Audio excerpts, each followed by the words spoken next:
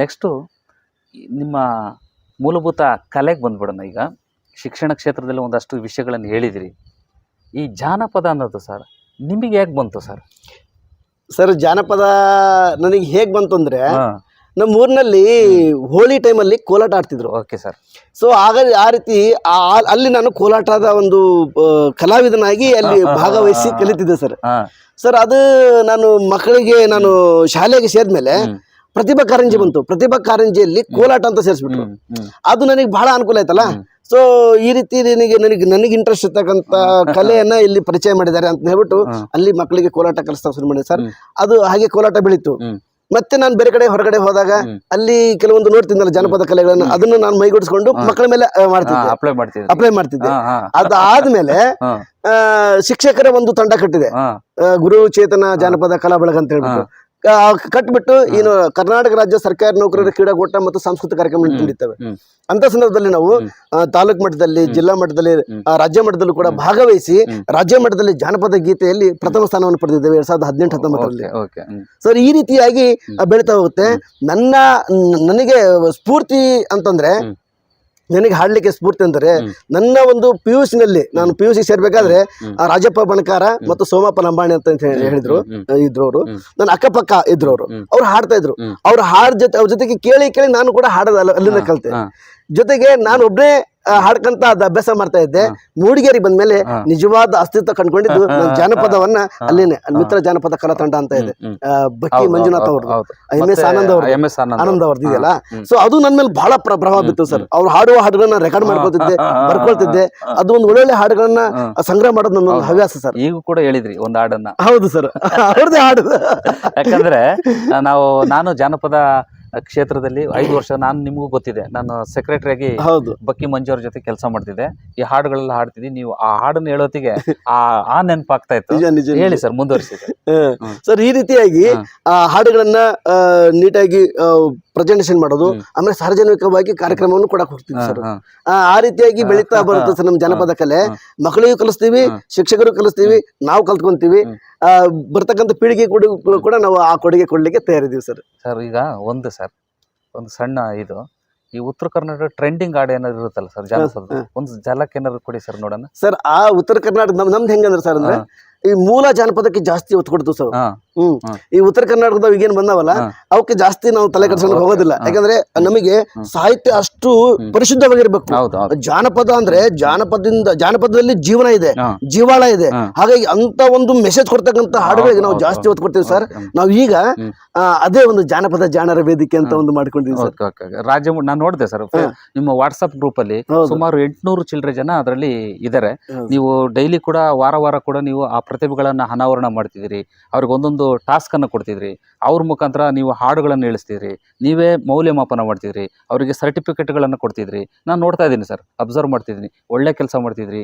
ಜನಕ್ಕೆ ತಳಮಳದಲ್ಲಿ ಅಥವಾ ಅಂದರೆ ತಳಮಟ್ಟದಲ್ಲಿ ಮತ್ತು ಪ್ರತಿಯೊಬ್ಬರಿಗೂ ಈ ಜಾನಪದ ಕಲೆಯನ್ನು ಉಳಿಸ್ಬೇಕು ಅನ್ನೋದು ನಿಮ್ಮ ಆತುರತೆ ನಾವು ಮೆಚ್ಚಲೇಬೇಕು ಸರ್.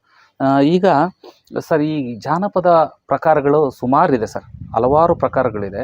ನೀವು ಯಾವುದಾದ್ರಲ್ಲಿ ತೊಡಸ್ಕೊಂಡಿದ್ರಿ ಅಂತ? ಸರ್ ನಾವು ಜಾನಪದ ಪ್ರಕಾರಗಳಲ್ಲಿ ಕೋಲಾಟ, ಕಂಸಾಳೆ, ಕರಗ, ಇಂಥ ನೃತ್ಯಗಳಲ್ಲಿ ನಾವು ತೊಡಸ್ಕೊಂಡಿದ್ದೀವಿ ಸರ್.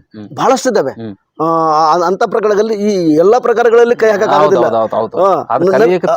ಹೌದಲ್ವಾ, ನಮಗೆ ಅಷ್ಟು ಸಮಯನಿಲ್ಲ. ನಾವು ಕೆಲಸ ಮಾಡ್ಕಂತ ವೃತ್ತಿ ಜೊತೆಗೆ ಪ್ರವೃತ್ತಿಯನ್ನು ಕೂಡ ನಾವು ಇಂಪ್ರೂವ್ಮೆಂಟ್ ಮಾಡ್ಕೊಂಡು ಹೋಗ್ಬೇಕಲ್ಲ. ನಮಗೆ ಯಾವ್ದ್ರಲ್ಲಿ ಇಂಟ್ರೆಸ್ಟ್ ಇದೆಯೋ ಅದ್ರಲ್ಲಿ ಮಾತ್ರ ನುಗ್ಬೇಕು ಸರ್. ಅದು ಚೌ ಮಾಡ್ಕೊಂತ ಹೋಗ್ಬಿಟ್ಟು ಅದು ಇಲ್ಲ ಇದು ಇಲ್ಲ ಅಂತ ಆಗ್ಬಾರ್ದು. ಹಾಗಾಗಿ ಒಬ್ಬ ಕೋಲಾಟ ಸಂಪನ್ಮೂಲ ವ್ಯಕ್ತಿಯಾಗಿನೂ ಕೂಡ ನಾನು ಕೆಲಸ ಮಾಡಿದ್ದೀನಿ. ಕಂಸಾಳೆ ಕಲಾವಿದನಾಗಿನೂ ಕೂಡ ಅಲ್ಲಿ ಬೇರೆ ಮಹಿಳಾ ಸಂಘಗಳಿಗೆಲ್ಲ ಟ್ರೈನಿಂಗ್ ಕೊಟ್ಟು ಅವರು ಕೂಡ ಪ್ಲೇಸ್ ಪಡ್ಕೊಂಡಿದ್ದಾರೆ. ಸೊ ಈ ರೀತಿ ಟ್ರೈನಿಂಗ್ ಮಾಡ್ಕೊಳ್ತಾ ಹೋಗ್ತೀನಿ ಸರ್. ಸರ್ ಒಂದು ಯಾವ್ದಾರು ಹೇಳಿ ಸರ್, ಇನ್ನೊಂದು ಯಾವ್ದಾರು ಹೇಳ್ಬೇಕು ವೀಕ್ಷಕರು. ಆಗಲಿ ಸರ್, ಸಣ್ಣದೊಂದು ಹೇಳಿ, ಅದು ಕೇಳ್ತಾನೆ ಮುಂದುವರ್ತಾನೆ. ಬಾ ನನ್ನ ನಾದಿನಿಯೇ ಹಾಲ ಮ್ಯಾಲಿನ ಕೆನೆಯೇ, ಬಾ ನನ್ನ ನಾದಿನಿಯೇ ಹಾಲ ಮ್ಯಾಲಿನ ಕೆನೆಯೇ, ಯಲಕ್ಕಿ ಕೊನೆಗೆ ಸಂಪಿಗೆ ತೆನೆಯೇ, ಬಾ ನನ್ನ ನಾದಿನಿಯೇ ಯಲಕ್ಕಿ ಕೊನೆಗೆ ಸಂಪಿಗೆ ತೆನೆಯೇ, ಬಾ ನನ್ನ ನಾದಿನಿಯೇ, ಬಾ ನನ್ನ ನಾದಿನಿಯೇ ಹಾಲ ಮ್ಯಾಲಿನ ಕೆನೆಯೇ, ಬಾ ನನ್ನ ನಾದಿನಿಯೇ ಹಾಲ ಮ್ಯಾಲಿನ ಕೆನೆಯೇ, ಎಲಕ್ಕಿಗೊನೆಗೆ ಸಂಪಿಗೆ ತನ್ನೆಗೆ ಬಾನನ್ನ ನಾದಿನಿಯೇ ಎಲಕ್ಕಿಗೊನೆಗೆ ಸಂಪಿಗೆ ತನ್ನೆಗೆ ಬಾನನ್ನ ನಾದಿನಿಯೇ. ಎಸ್ ಸರ್, ಮತ್ತೆ ಮುಂದುವರ್ಸೋಣ ನಿಮ್ಮ ಸಂದರ್ಶನ. ಆಗಲಿ ಸರ್. ನೀವು ಯಾವೆಲ್ಲ ಪ್ರದರ್ಶನಗಳನ್ನು ಕೊಟ್ಟಿದ್ರಿ ಅಂತ ಅಂದರೆ ಸರ್, ನಾನು ಏನು ಕೇಳ್ತೀನಿ, ತಾಲೂಕು ಮಟ್ಟದಲ್ಲಿ ಮತ್ತು ಜಿಲ್ಲಾ ಮಟ್ಟದಲ್ಲಿ, ರಾಜ್ಯ ಮಟ್ಟದಲ್ಲಿ, ರಾಷ್ಟ್ರ ಮಟ್ಟದಲ್ಲಿವರೆಗೂ ಕೂಡ ಸಾಂಸ್ಕೃತಿಕದಲ್ಲಿ ಅನಾವರಣ ಮಾಡಲಿಕ್ಕೆ ವೇದಿಕೆಗಳಿದೆ. ಈಗ ನೀವು ಎಲ್ಲಿವರೆಗೂ ರೀಚ್ ಆಗಿದ್ರಿ, ಯಾವ್ಯಾವ ರೀತಿ ಪ್ರದರ್ಶನಗಳನ್ನು ಕೊಟ್ಟಿದ್ರಿ ಅಂತ ಒಂದು ಹೇಳಿ ಸರ್. ಆಗಲಿ ಸರ್.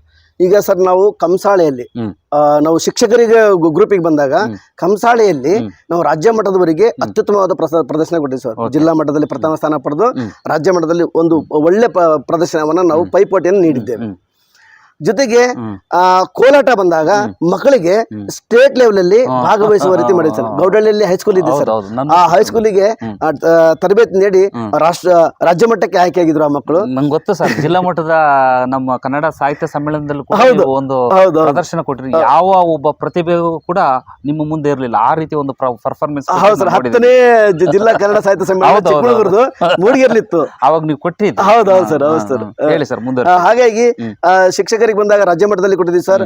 ಆಮೇಲೆ ರಾಜ್ಯ ಮಟ್ಟದಲ್ಲಿ ಜನಪದ ಗೀತ ಸಮೂಹ ಗಾಯನ ಅಂತ ಹೇಳಿದ್ರೆ ನಿಮಗೆ ಅಲ್ಲಿ ಬಳ್ಳಾರಿ ನಡೀತು ಸರ್. 18-19ರಲ್ಲಿ ಪ್ರಥಮ ಸ್ಥಾನ ಬಂತು sir.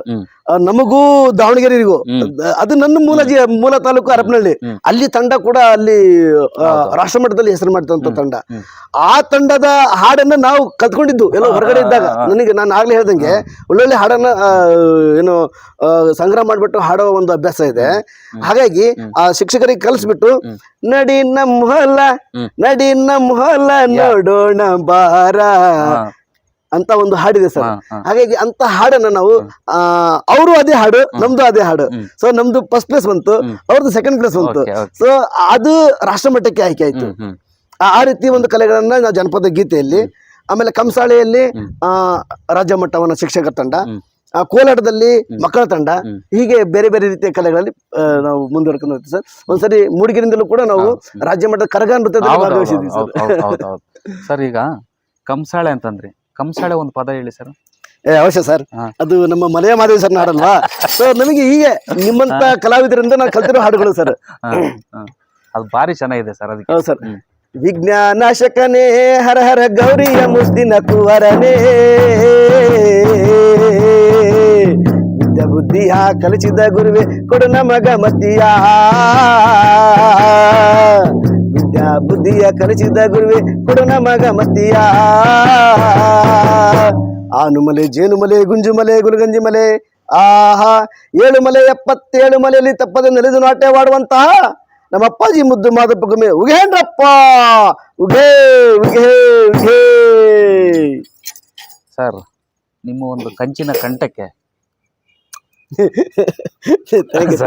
Thank you sir. Sir, ಇದು ಕಂಸಾಳೆ ನಿಮ್ಮ ಒಂದು ಹಾರ್ಟಿಕಲ್ಚರ್ ಕಾಲೇಜ್, ಅಲ್ಲಿಯ ಮಕ್ಕಳು ಅದ್ಭುತವಾಗಿ ಮಾಡ್ತಾರೆ. ಅದು ಕೂಡ ನನ್ನ ಮೇಲೆ ಪ್ರಭಾವ ಬೀರಿದೆ.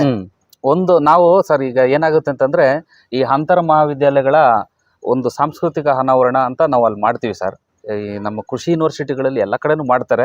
ಅದಕ್ಕೆ ವಿಶೇಷವಾಗಿ ಟ್ರೈನಿಂಗ್ ಮಾಡ್ತಾರೆ. ಡೊಳ್ಳು ಕುಣಿತ, ಕಂಸಾಳೆ ಇಂಥದ್ನೆಲ್ಲ ಮೊದಲೇ ಅವ್ರಿಗೆ ಪ್ರಿಪ್ರೇಷನ್ ಮಾಡ್ತಾರೆ. ಆಮೇಲೆ ಅವ್ರಿಗೆ ಸ್ಟೇಜಿಗೆ ಬಿಡುವಂಥದ್ದು. ಮೂಲ ಕಲಾವಿದರನ್ನು ಹೌದೌದು ಮಾಡ್ತೀವಿ, ದುಡ್ಡು ಕೊಟ್ಟು ಮಾಡಿಸ್ತೀವಿ, ಅವ್ರನ್ನ ಟ್ರೈನಿಂಗ್ ಕೊಡಿಸ್ತೀವಿ. ಹಾಗಿದೆ ಸರ್. ಈಗ ಮುಂದೆ ಈ ಜಾನಪದ ಕಲೆಯನ್ನ ಸಂರಕ್ಷಿಸಲಿಕ್ಕೆ ಮತ್ತೆ ಅದನ್ನ ಪ್ರಸಾರ ಮಾಡಲಿಕ್ಕೆ ನೀವೇನು ಪ್ರಯತ್ನ ಪಡ್ತೀರಿ ಅಂತ, ನೀವು ಆ ಕಲೆಯಲ್ಲಿ ಇರೋದ್ರಿಂದ ನಿಮ್ಗೆ ಹೇಳಲೇಬೇಕಾಗಿದ್ದ ಅವಶ್ಯವಾಗಿ ಸರ್. ಸರ್, ನಾನು ಈ ಒಂದು ಯೋಚನೆ ಮಾಡಿದೆ, ನಾ ಏನ್ ಮಾಡ್ಬೋದು ಅಂದ್ರೆ, ನನಗೆ ಜಾನಪದ ಅಂತ ಇಷ್ಟ.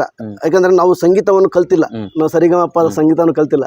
ಹಿಂಗೆ ಜನಪದರಿಂದ ನಿಮ್ ಬಾಯಿಂದ ಬಾಯಿಗೆ ಕಲಿತಂತ ಹಾಡುಗಳು, ಕಲೆಗಳನ್ನು ನಾವು ಉಳಿಸಿ ಬೆಳೆಸಬೇಕಲ್ಲ, ಏನ್ ಮಾಡ್ಬೋದು ಅಂತ ಒಂದ್ಸರಿ ಯೋಚನೆ ಮಾಡಿದೆ ಸರ್. ಹಿಂಗೆ ಒಂದು ಗ್ರೂಪ್ ಅನ್ನ ಮಾಡಿ, ಒಂದು ವಾಟ್ಸ್ಆಪ್ ಗ್ರೂಪ್ ಅನ್ನ ಮಾಡಿ, ರಾಜ್ಯ ಮಟ್ಟದಲ್ಲಿ ಹಲವಾರು ಪ್ರತಿಭೆಗಳಿದ್ದಾವೆ, ಕಲಾ ಪ್ರತಿಭೆಗಳು ಇದ್ದಾವೆ, ಕಲಾ ಪ್ರಕಾರಗಳು ಕೂಡ ಇದ್ದಾವೆ.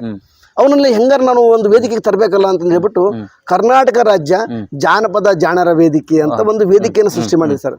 ಅಲ್ಲಿ ಜಾನಪದದಲ್ಲಿ ಬರ್ತಕ್ಕಂಥ ಹಲವಾರು ಪ್ರಕಾರದ ಹಾಡುಗಳನ್ನ ನಾವು ಕೊಡ್ತಾ ಬಂದ್ವಿ. ಬಹಳ ಜನ ಪಾರ್ಟಿಸಿಪೇಟ್ ಮಾಡಿದ್ರು. ನಾವು ಕೂಡ ಅಲ್ಲಿ ಇನ್ಸ್ಟ್ರಕ್ಷನ್ ಕೊಡ್ತಾ ಇದ್ವಿ. ನಿಮಗೆ ಜಾನಪದ ಕಣಜಗಳು ಯೂಟ್ಯೂಬ್ ಅಲ್ಲಿ ಸಿಗೋದಿಲ್ಲ, ನಿಮ್ಮ ಅಕ್ಕಪಕ್ಕದಲ್ಲಿರ್ತಕ್ಕಂಥ ಅಜ್ಜರ ಹತ್ರ ಇದೆ, ಅಲ್ಲಿ ಹೋಗ್ರಿ, ನಿಜವಾದ ಕಣಜ ಅಲ್ಲಿದೆ, ಅಲ್ಲಿಂದ ಕಲ್ತ್ಕೊಳ್ಳಿ.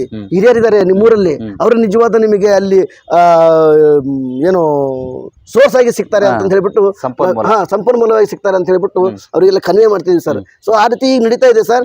ಮುಂದಿನ ದಿನಗಳಲ್ಲಿ ಅದು ಸಂಘ ರಿಜಿಸ್ಟ್ರೇಷನ್ ಆಗ್ತಾ ಇದೆ. ಮುಂದಿನ ದಿನಗಳಲ್ಲಿ ನಾವು ಆಫ್ಲೈನ್ ಆಗಿ ಕಾರ್ಯಕ್ರಮ ಮಾಡಿಬಿಟ್ಟು ಜಾನಪದ ಜಾತ್ರೆ ಅಂತ ಅನ್ನುವಂಥ ಒಂದು ಬೇರೆ ವಿಶೇಷವಾದ ಕಾರ್ಯಕ್ರಮ ಮಾಡಬೇಕು, ಬೇರೆ ಬೇರೆ ಪ್ರಕಾರಗಳನ್ನ ಎಲ್ಲ ಒಂದು ವೇದಿಕೆಗೆ ತರಬೇಕು ಅನ್ನೋ ಒಂದು ಮಹದಾಸೆ ಇದೆ ಸರ್. ಸರ್, ನಿಮಗೆ ಈ ಜಾನಪದದ ಬಗ್ಗೆ ನಾವು ಸಾಕಷ್ಟು ಮಾತಾಡೋದು ಈಗ ಒಂದಷ್ಟು, ಮತ್ತು ಅದ್ರ ಬಗ್ಗೆ ಕೆಲವೊಂದು ನೀವು ತುಣುಕುಗಳು ಕೂಡ ಹೇಳಿದ್ರಿ. ನಿಮ್ಗೆ ಈ ಜಾನಪದದಲ್ಲಿ ಇದುವರೆಗೆ ಏನೇನು ಪ್ರಶಸ್ತಿಗಳು ಬಂದಿದೆ ಅಂತ ಸರ್? ಬೆಳಗಾವಿ ಜಿಲ್ಲೆಯಿಂದ ಒಂದು ಪ್ರಶಸ್ತಿಯನ್ನು ನೀಡಿದ್ದಾರೆ. ಜಾನಪದ ಸಂಪದ ಅಂತ ಹೇಳ್ಬಿಟ್ಟು ರಾಜ್ಯ ಮಟ್ಟದ ಜಾನಪದ ಸಂಪದ ಸಮ್ಮಾನ ಪ್ರಶಸ್ತಿ ಅಂತ ಕೊಟ್ಟಿದ್ದಾರೆ ಸರ್. ಈ ಮತ್ತೆ ಅದ್ ಬಿಟ್ರೆ ಬೇರೆ ಬೇರೆ ಹಲವಾರು ರೀತಿಯಲ್ಲಿ ಬೇರೆ ಬೇರೆ ನಮ್ಮ ಕ್ಷೇತ್ರಗಳನ್ನ ಗುರುತಿಸಿ ಕೊಡ್ತಾರೆ ಸರ್. ನಾನು ಬರೀ ಒಂದೇ ಕ್ಷೇತ್ರ ಅಲ್ವಲ್ಲ ಸರ್, ನಾವು ಕಲಾ ಕ್ಷೇತ್ರದಲ್ಲೂ ಕೆಲಸ ಮಾಡ್ತೀನಿ, ಕ್ರೀಡಾ ಕ್ಷೇತ್ರದಲ್ಲೂ ಕೆಲಸ ಮಾಡ್ತೀನಿ, ಶೈಕ್ಷಣಿಕವಾಗಿನೂ ಕೆಲಸ ಮಾಡ್ತೀನಿ. ಹಂಗಾಗಿ ಬೇರೆ ಅವ್ರು ಯಾವ್ದು ಕೊಡ್ಬೇಕಂತ ಅವ್ರಿಗೆ ಕನ್ಫ್ಯೂಸ್ ಆಗ್ಬಿಡುತ್ತೆ. ಅವ್ರು ಯಾವ್ದಾರ ಒಂದು ಕೊಡೋದಾದ್ರೆ ಅಂತ ಹೇಳ್ತೀವಿ ಸರ್, ಅಷ್ಟೇ. ಓಕೆ, ಇದುವರೆಗೆ ನಾವು ನಿಮ್ಮ ಶಿಕ್ಷಣ ಕ್ಷೇತ್ರದಲ್ಲ ಸೇವೆ ಮತ್ತು ಜಾನಪದದಲ್ಲಿ ಒಂದಷ್ಟು ನಿಮ್ಮ ಕಲಾ ಪ್ರಕಾರಗಳು, ನೀವು ಬೆಳೆದು ಬಂದಂಥ ದಾರಿ, ನೀವು ಹಾಡ್ತಿರುವಂಥ ಹಾಡುಗಾರಿಕೆ, ಇವುಗಳನ್ನೆಲ್ಲ ಕೇಳಿದ್ದೀವಿ. ಒಂದಷ್ಟು ಪುರಸ್ಕಾರಗಳು ಏನೇನು ಸಿಕ್ಕಿದೆ ಅಂತ ಅದ್ರ ಬಗ್ಗೆ ಒಂದಷ್ಟು ಮಾಹಿತಿಗಳನ್ನೆಲ್ಲ ಕೊಟ್ರಿ.